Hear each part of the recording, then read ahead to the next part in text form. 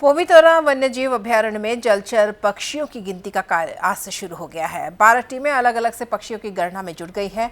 अभयारण्य के सभी जलाशयों में पक्षियों की संख्या का पता लगाया जा रहा है। गुवाहाटी में वन्यजीव संमंडल के तत्वावधान में अरण्यक और बर्ड मॉनिटरिंग नेटवर्क के सहयोग से आज सुबह से जलचर पक्षियों की गणना शुरू हुई है।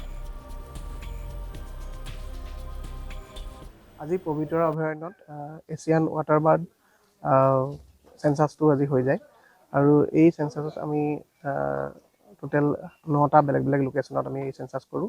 এই সেন্সাছৰ সময়ত আমাৰ 12টা টিমে আমাক সহায় কৰে আৰু এই গণনা প্ৰায় 2 ঘণ্টা জোৰা হৈছিলে। 9টা বজাত আৰম্ভ হৈছিলে আৰু 11টা বজাত শেষ হৈছে আৰু এই গণনাৰ অন্তত আমি যিখিনি আমাৰ ডাটা চিট আছে সেইখিনি তেওঁলোকে আমাক জমা দিছে। আমি এতিয়া বৰ্তমান কম্পাইলেশ্যন কৰি আছোঁ। আমি আশা কৰিছোঁ 10,000তকৈ অধিক চৰাই আমি কাউণ্ট আমি পাবলৈ সক্ষম হ'ম আৰু এই যোনটো কাউণ্ট অলৰেডি পলমে আমাৰ বন সংমণ্ডল প্ৰাধিকাৰী বিষয়াই তেওঁ প্ৰেছ ৰিলিজ যোগে সকলোকে জনাব।